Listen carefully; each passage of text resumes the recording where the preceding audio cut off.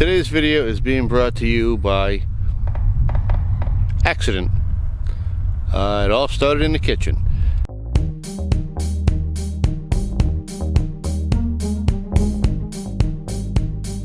So the other day I was sitting in the kitchen enjoying a nice hot cup of coffee, and I hear Jessica say, "I can't cook these potatoes, they got all these things growing out of them. We're gonna have to throw these away." What? No, we're not gonna throw them. Let me see what you got there. And this is what we found. We found a nice little bag of organic potatoes that apparently have been sitting in the cabinet a little too long, and they are all sprouted out and ready to go. Now, I wasn't necessarily planning on growing potatoes this year because my wife got me on a keto diet, so I'm not allowed to eat potatoes anymore. But my kids aren't on a keto diet, and they love harvesting potatoes. It's like a treasure hunt. So when I saw that, I thought, maybe we'll grow some potatoes. And I thought it might be fun to try to figure out how to do this. We're going to create a raised garden. We're going to fill it. We're going to prep it. We're going to use Hugleculture, Ruth Stout, some kind of a twisted combination of Back to Eden, and we're going to grow some potatoes here. And I'm not going to spend a dime. My goal here is to just use whatever resources I have on my property, and we're going to set this all up, and we're going to grow as many potatoes as we can without buying anything, and we're just going to kind of see how that works out. So I grabbed a couple of pallets. We cut them in half so they're only about 2 feet or so high, and I laid them out here along the edge of my garden. And instead of using cardboard, I found a bunch of old bark scraps that I threw in the bottom. That should do a pretty good job of killing the grass, especially once we fill this up with other organic matter. And I think from here we're going to go and we're going to run around in the woods and see if we can find some partially rotted logs in the classic Hugleculture kind of a scenario, and we're going to fill the bottom of this thing with a bunch of rotten wood.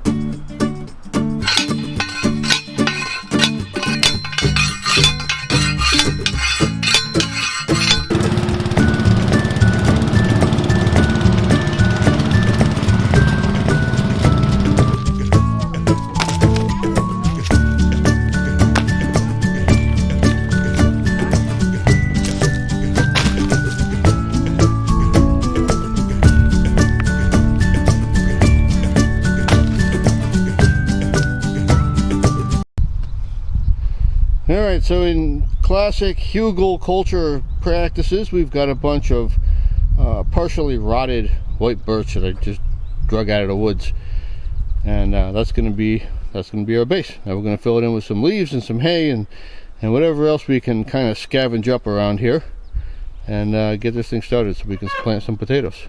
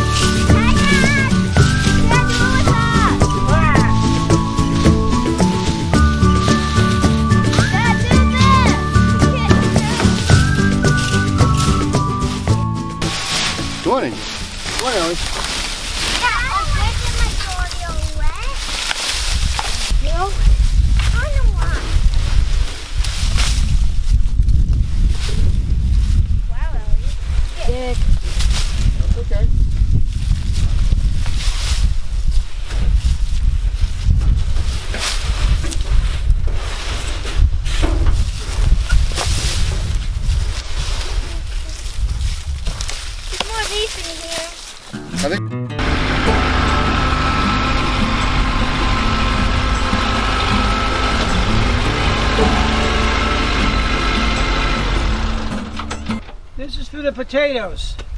Well, that'll certainly work. Thank you, Danny. All right.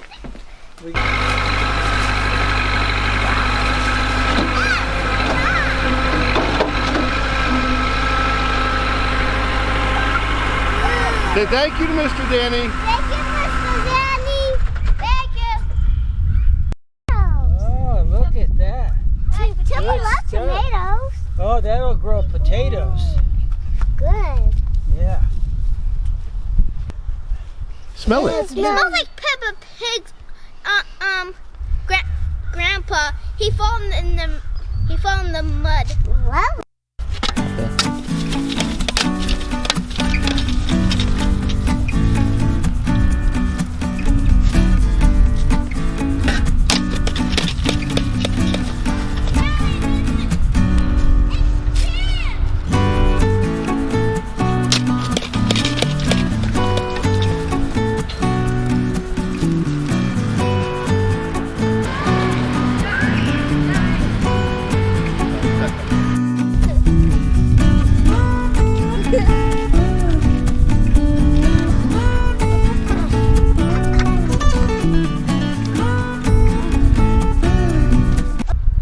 Alright, so we got a nice little layer of chicken manure and hay mixed up in here. This stuff is aged. We collected this up last fall.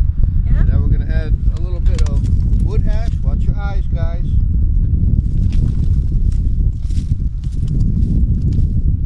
Because I heat my house with wood, we always have plenty of wood ash.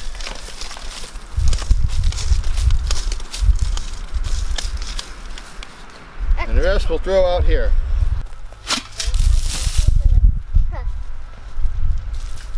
Okay, now we're going to add some old nasty hay. This is actually my old bow and arrow target. It's been sitting out all winter. It's wet and slimy and it's already got stuff growing in it. So we're going to put a thin layer of this on here just to kind of create a barrier before we start our actual growing medium, our compost and our dirt. This will make a nice little barrier there. And you see we keep on picking up and we keep on putting down.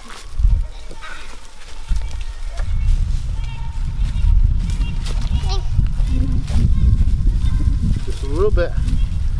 Just a thin coating. Okay. Stop.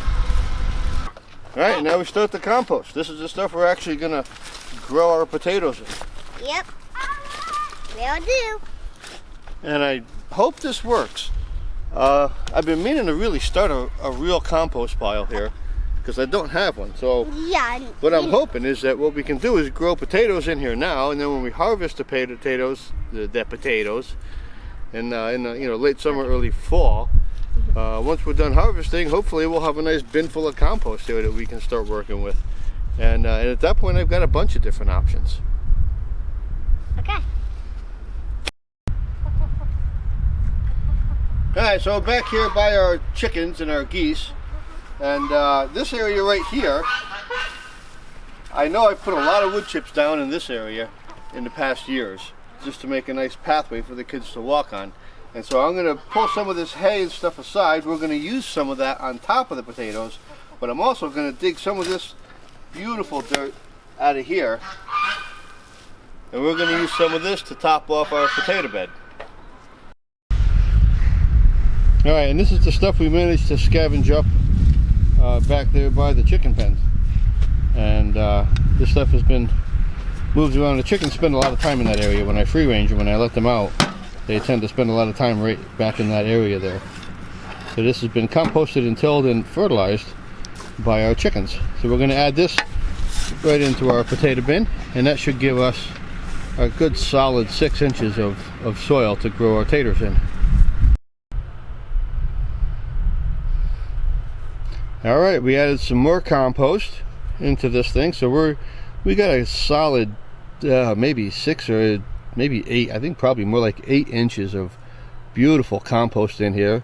And I've got my taters planted, and we're going to throw a little more dirt on top of these, and then some hay, and kind of a Ruth Stout type of a theory, and then we're going to see what happens.